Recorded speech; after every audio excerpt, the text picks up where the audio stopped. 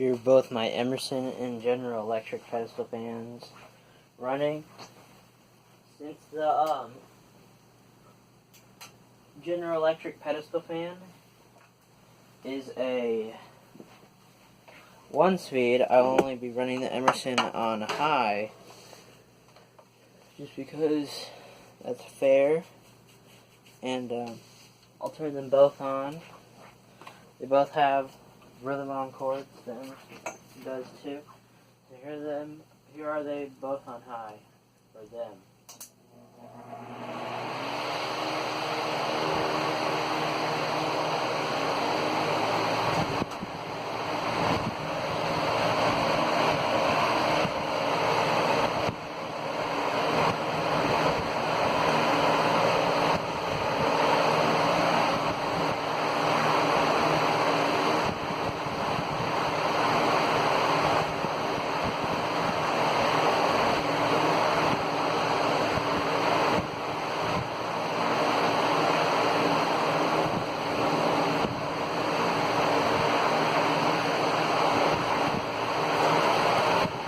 I'll shut the G off so you can see how loud it is.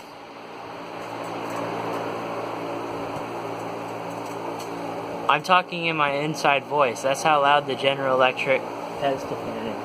I mean, it's still a good fan. Definitely.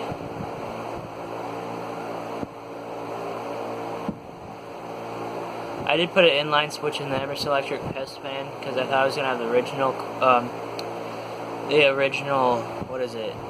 leveler switch, but we changed it because if you have any chance to replace them, definitely, but you have to use a certain switch to replace it or you'll burn out the motor. So I don't remember what it is, but just look up on the AFCA one of these big pedestal fans and there should be a post about it.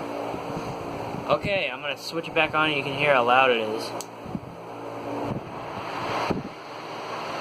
Now it's a lot louder. It's almost louder than the Emerson pedestal fan. The General Electric, you see in the on the right, how the cage is kind of bent.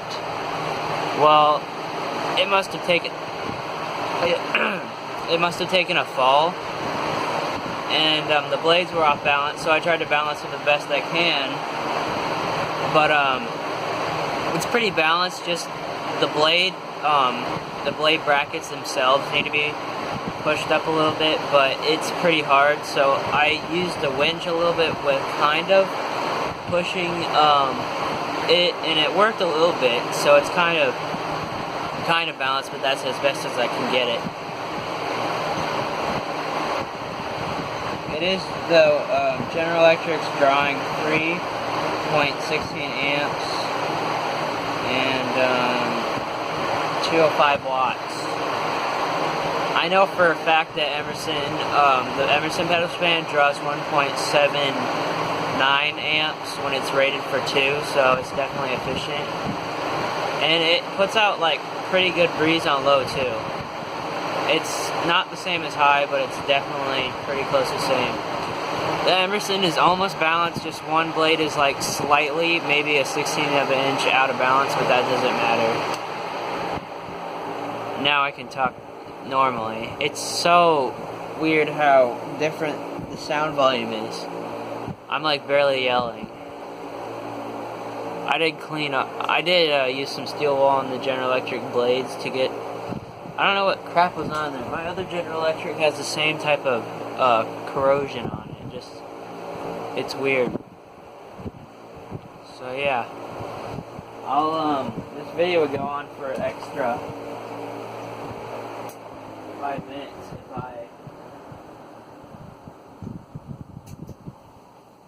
if we watch this spin down.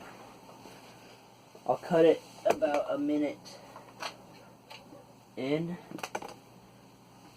And right now I'm just putting this back.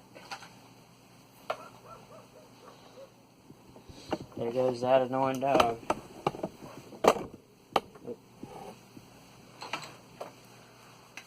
Once I get a set screw for my other General Electric, then I can finally use it normally. Now, I have tried to take that blade off, but it's not budging. And yeah, I'm trying to get it off.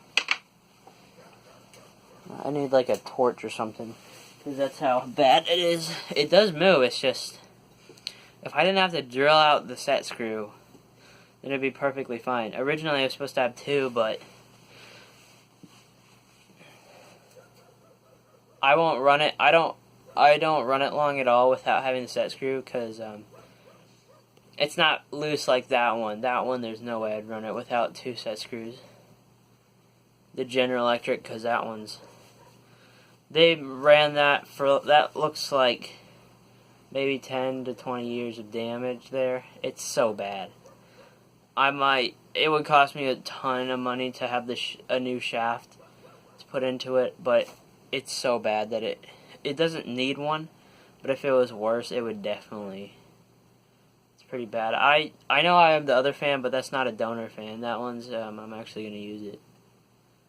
So you can see the Emerson is a little off balance, but like barely anything. It doesn't even affect the performance at all. So yeah. I do like the Emerson better than the General Electric, but I did get the General Electric because I like these pedestal pans. Preferably the Vorlex ones, but they wanted $90 for it, and I couldn't pass it up. So thank you for watching, and I hope you enjoyed.